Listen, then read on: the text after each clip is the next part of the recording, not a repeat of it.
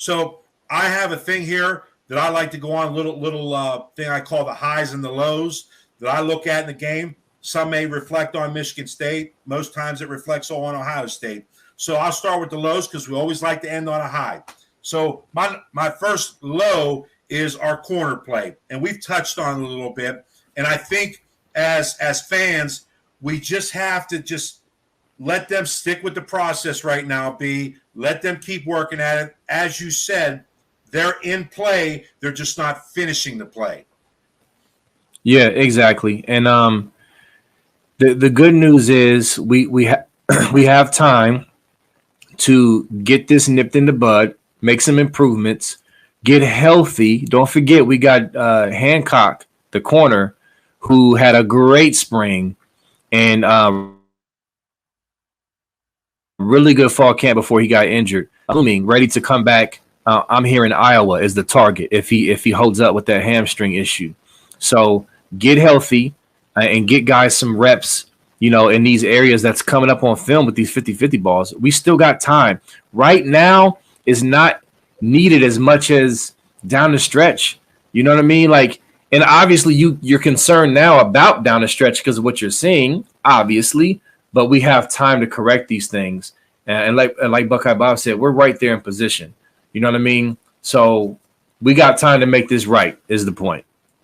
Yep, no doubt. My second low, and this is something moving forward that we really want to watch. We had some penalties extend drives today for Michigan State. One of the drives actually had two penalties. We had a horse collar and a hands to the face penalty. That's 30 yards in penalties right there that extended drives for Michigan State that they were able to capitalize in. Again, we have a couple bigger games that we know that are coming down the road here. And when you talk about jump balls, Penn State is known for just throwing jump balls. Sean Clifford is just going to put balls up and hope his guys can go up and get them.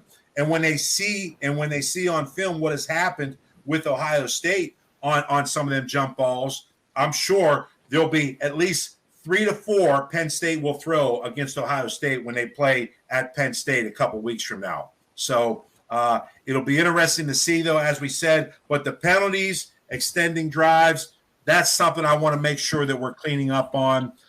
My third point right now, the injuries right now, the injury situation. Somehow, Mayan Williams doesn't even make the trip today. Ryan Day says it was something with his knee, I guess, and they held him back. And then Henderson gets dinged up and limps off again. So I love Dallin Hayden too, by the way. The kid runs hard for a true frosh in there. But that you've got a 1A and a 1B in Williams and Henderson, and that's where the Evan Pryor injury breaks my heart too, because he would be contributing big time right now if he didn't suffer that torn ACL in camp. So thoughts on where we're at with the injury bugs and how we can maybe, move forward and try to stay as healthy as we can. Yeah, I definitely wanted to hit on this injury bug. It's been a big thing I've been seeing fans really wring their hands about. And I get it, but I kind of want to give some perspective. But first, let me give a shout out to Xavier Johnson, number 10, the wide receiver who scored the clutch TD against Notre Dame. Yep. Back there, taking some reps at running back, some good reps, picking up good yards. Running that's hard. What I'm talking about. Running hard. I mean, so shout out to him for what he did to step in today to help out the team, man. Love that kid. But the injuries, y'all, here's a little bit of a silver lining I want to give y'all. First, I want to say is this. I don't believe a lot of these injuries are long-term, out for the season type stuff. It's nagging stuff. It's basically, why do we need to force these guys into service playing banged up when we don't need them to beat this team? Mm-hmm. You got to think about it. Like Mayan Williams, I'm not sure if that was the case, but Henderson last week against Rutgers, he probably could have played based off what I was hearing, but he didn't need to. So we have the luxury, because of how good we are, to be able to rest our guys and not risk them being hurt worse. So keep that in mind. then also a secondary consequence of playing younger guys is that we're building depth along the way. So if something does happen down the stretch, we have guys who aren't completely green and completely wet behind the ears because they've seen action leading up to that point. So if they have to come in a big moment, they're not, like eyes so wide. You know what I mean? So we're building depth as well. So just try to, consider that. And remember, it's the bye week next week. There's plans for Jackson Smith and Jigba to come back. There's plans for Hancock to come back. We're going to rest our guys and load up for Iowa in this stretch run. So, the injuries are annoying. They're frustrating. And what's going on? But in the grand scheme of things, it's really not a critical thing, in my opinion, because clearly guys are still going to play. They've just been banged up, and we've been sitting them out because we can. So just think about it that way, y'all. Yeah, and last week, if that was Penn State, Travion Henderson is probably playing that game last week. Okay, right. And I think that's just it. You make a great point that the injuries are not like severe type injuries where they're going to have like a high ankle sprain or something like that. They're nicks, they're bruises, and I think that's just their way of saying we don't need to have you on the field, as you said. We've got players that can fill that role, no problem. And as you said, we're getting guys experience, and they're not going to be wide-eyed if they get into a situation in a big game where they've got to come in and make plays. Yeah. They've already done it. They've already seen it. So it is a great point on that end with the injuries. My last low is, and I want to get your thought on this, is what is the Big Ten right now as a conference? I mean, you've got Ohio State. You've got Michigan and Penn State probably just a notch below them.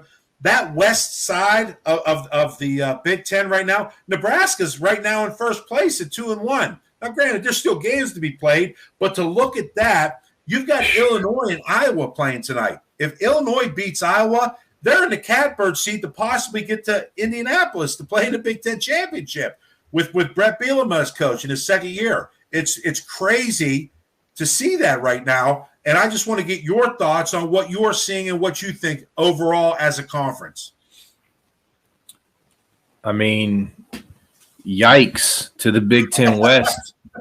I mean, I think Illinois – look, first of all, none of these teams in the West are great teams, but I do think Illinois – I'll give them kudos. Bert, as we like to call him, Bert Bielema, he's a good coach, man. He's a villain. I never really liked him when he's at Wisconsin, but he's a good coach.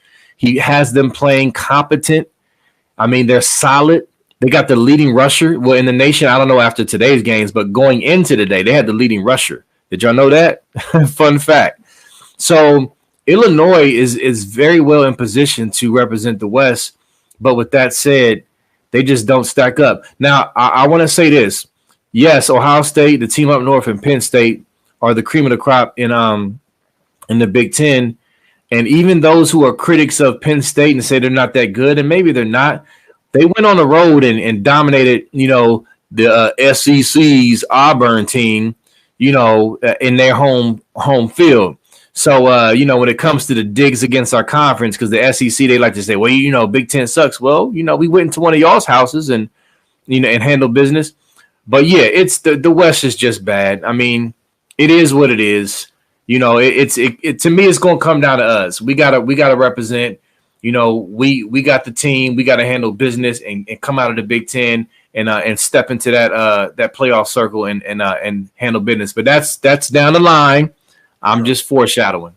Yeah, absolutely. So those are the lows. I'm going to start with the highs here. And they mentioned it on the cast, but C.J. Stroud just became a Big Ten record holder by throwing for 5 TD games 8 times now in the Big Ten. It's never been done. He now owns that record. So wrap your head on that. 8 times now he has thrown 5 touchdowns in games. So – I mean, that's just crazy. I mean, and they may have been multiple, like 2 6-touchdown games, like he did back-to-back years against Michigan State.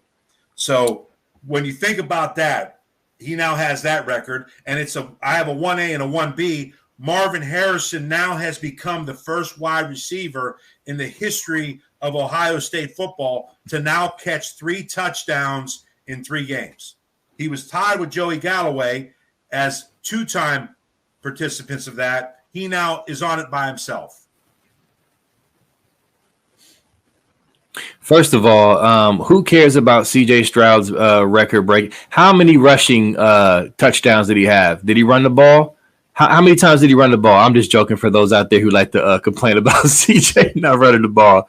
But no, obviously that's just phenomenal. And I said this on the last podcast we did, is appreciate this young man while you have him, right? Like, do you understand? Like, wrap your mind around it. Just step back and soak it in, because that is just a ridiculous thing. And shout out to Woody Ingram. He follows my page. Shout out to him. He hit me up before we got on and let me know about that, because I did not know that until he actually left that comment. That is just phenomenal. And then, of course, with Marvin Harrison, look at the receivers we've had in this at Ohio State, y'all. And he did that. He's doing that. And like Bob said, he's only in his 6th or 7th start. He's a true sophomore. A true sophomore doing this. So again, perspective, and that's phenomenal, man. That's great stuff. Yep. Number 2 as a high, and B, I'll let you talk on this. The receivers as a whole and the offensive line as a whole right now, as a high right now for Ohio State, and your thoughts on everything as a whole on what they're doing. Man, it's like Orlando Pace just came and just, put some holy anointing oil on Paris Johnson's head and just blessed him.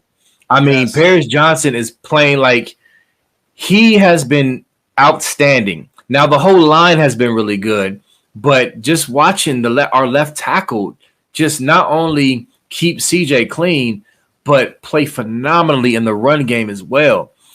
Just pounding guys and finishing his blocks. But yes, our O-line is playing great. Remember, last year we had challenges running the ball in short yardage, especially.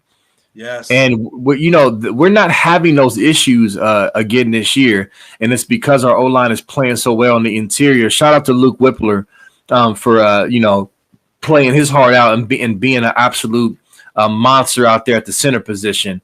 But yeah, kudos to the O-line, and of course our receivers. We know about them. We sing their praises all the time, but it starts with the O-line, and they deserve a lot of respect. They need to win the Joe. What is it? Is it Joe Moorhead? That's not the name, is it? What's the award called? I believe it is. Yeah, I believe it's the Joe Moorhead Award. Yes, okay. The best offensive line in the country. Yes, I believe that's what it is. Yes, yeah. And I mean, when you talk about Paris Johnson, he's a grizzly bear out there. He's absolutely mauling people. Like when he walks down, I mean, he's blowing guys 5 yards downfield. And there's nothing they can do. So yeah, you can see why he's being considered as the top offensive tackle in this NFL draft coming up. So, and he is not disappointing whatsoever.